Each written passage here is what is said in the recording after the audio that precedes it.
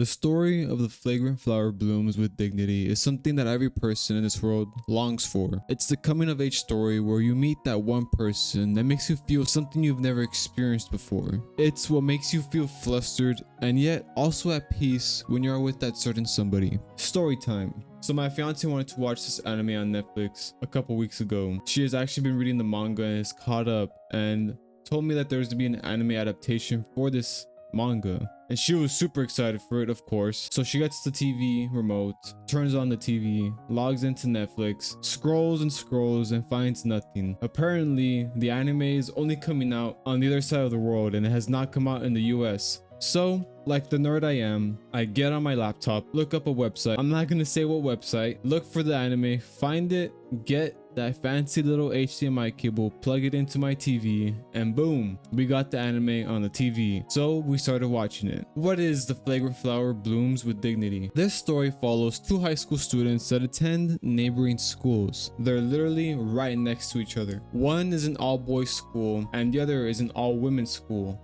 But that's not the only difference about these schools. The boys' school is named Chidori Public School, and they're known to be a delinquent school and is shamed by everyone, especially their neighbors, in the all-women's school that's known to be an elite school of the top studious people in the region, I assume. Only the best of the best attend here. These students, coming from different sides of the spectrum, hate each other. The girls are pretentious and scold at the guys, while the guys get offended easily and end up acting up. Our main character, Rintaru, attends Chidori and is kind of got a lot of bad luck, if I'll be honest. My boy's not doing too good. He does have some friends, but everyone just assumes this guy is a complete asshole just because they judge him by his looks and from rumors they've heard about him. Rin proves these rumors wrong in the first episode because we actually see he works at his mom's pastry shop. One night he is cleaning up and he sees one customer who looks extremely tiny that just ate a lot of food. The customer looks at Rin looks at the customer, and the customer literally just gets up, bolts to the door and leaves. And we assume that he might have scared somebody again because apparently this is common for him to scare people. His mom actually knows this customer and her name is Miss Waguri.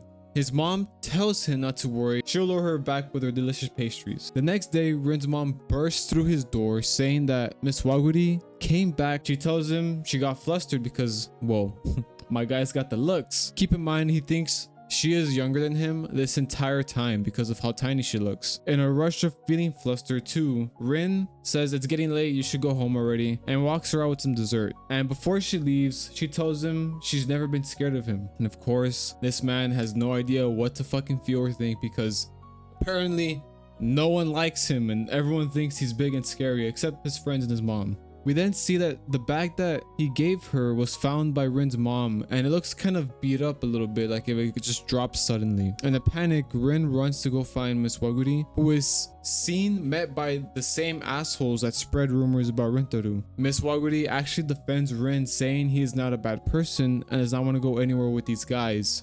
And the guys are dipshits and they're about to punch her in the face. But before that happens, Rin comes to save the day and he puts himself in front of her and his forehead ends up hitting the wall in front of him. The punks run away terrified and she freaks out about him bleeding. She patches him up and Rin apologizes for her getting in danger just because of him and who he is and the rumors that are spread around him. She tells him it's not his fault. He walks her to the train and we see that there's a spark in these characters for one another. But yeah, I know there's always something fucking up right in these stories, and here's what it is. The next day, Rin is in class early and he looks across to the other school, and over there he sees Miss Waguri opening the curtains as well. And we find out Miss Waguri is actually not younger than him and attends the school that all his friends hate and the school that also hates him, setting up the perfect story and conflict. This story is so simple and nice to watch play out. It sets up the difficulty and obstacles that these two characters will have to face if they want to keep seeing each other. We understand from the get-go that if these two are seen together, they will be burned at the stake by their own friends. And that's why I like it, because will these two people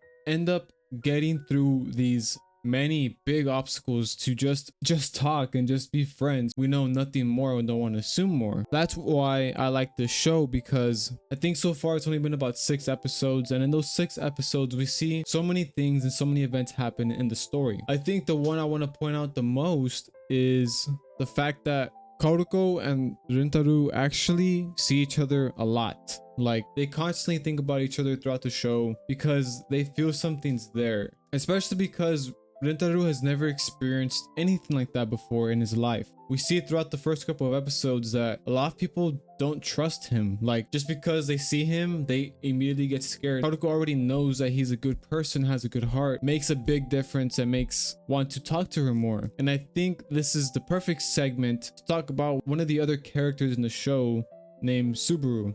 Fucking funny name, but Subaru is one of Kaoruko's best friends. They've known each other since they were kids and is very, very overprotective of her. And in one of those episodes, we see Kaoruko is talking to Rintaro at the library, and they say they just happened to stumble upon each other there. They did, but they obviously like each other, so they stayed and talked a little bit more. But then Subaru catches them. She gets to her, says, "Hey, what are you doing? Like, let's go, let's get out of here." And then at the same time, Rintaru's friends from his school end up seeing them, and then there's some like clashing battle between these two, and we see one of Rintaru's friends, who's actually really nice, be a jackass to Subaru, and we see Kaoruko says that Subaru's never really mean, but we see her being also a jackass too, and we see this divide between these two characters, pulling them more apart than they want to be. And it's really interesting because in the coming episodes, we see Rintaro and Kaoruko end up going on a study day together because Rintaro wants to pass his classes so he can play in the field day with all the sports with his friend. He asks Kaoruko for help because she's the smartest person in her school, I believe, and he gets the help from her. And in this episode, when they're on their little date, Subaru actually catches them, tells Rintaro in private, like, "Hey, you need to stop seeing her." And obviously Rin says no, but we see Subaru get scared because she has no idea if Rin has already told Kaoruko about what happened. Eventually Subaru comes up clean with Kaoruko and tells her, like, hey, she definitely overreacts in this episode, but she does care about her friend a lot. I think she's just a huge overthinker, and I mean, I'm a huge overthinker, so when I was seeing it, I was like, damn bro, like, you're really overthinking this way too much. But if you're an overthinker, you'd kind of relate to her and how she's freaking out because she doesn't want to ruin anything with Kaoruko, because she's only known the kindest person from Kaoruko. And in this episode, we see that Subaru actually accepts the fact that Kaoruko wants to talk to Rin, even though it's risking her future. Rin actually reaches out to Kaoruko, and he's thinking about it a lot. He's like, how the hell do I tell Kaoruko that I want to talk to Subaru? And we see that he actually ends up getting to meet Subaru in private at a park. Subaru finds out exactly why Kaoruko likes Rin, because we see Subaru is in between these two people. Subaru has already known Kaoruko for years, and she knows the kindness in her heart. And she sees that same kindness, that same person in Rin, because Rin has every right to be upset at her for what she did, telling him, hey, you can't be seeing my friend anymore. Like, you shouldn't be doing that. That's not your place to say that at all. It's no one's place to say that at all. But then we have Rin, who's telling her, like, what can I do to make you feel comfortable and make you accept the fact that I want to talk to her? So this episode was really, really nice because we see that Subaru's in the middle, and she finally understands Kaoruko and sees, like, oh, she sees that kindness, that same heart, that same soul in Rin that she sees in Kaoruko, her closest friend. Or there is a symbol in this episode, because in this episode we see that in the previous episodes, when Subaru tells Rin not to see her, we see a kid in the cafe drop his toy, they interact, and then we see the same kid at this park when they're talking about this huge thing, and he's like, oh, y'all must be close friends because I see you all talking all the time. And they cannot believe that he said that because they're not close friends. They could never imagine that. But eventually at the end of that conversation, Subaru actually tells Rin, like, if he'll be her friend, which is huge, huge episode. I really enjoy this anime. It's really good so far. Go watch this anime. It's coming out still. This is going to be a really good one. I'll be continuing to watch this. Thank you guys for watching the video. Hope y'all like the setup. I didn't have the camera last time because I fucked up with the camera settings, but we're good. We're here. Thank you guys for all the supports. Thank you for the 1,000 subscribers. Make sure to like, comment, subscribe, all that good stuff. And I'll see you on the next one. Peace, everybody.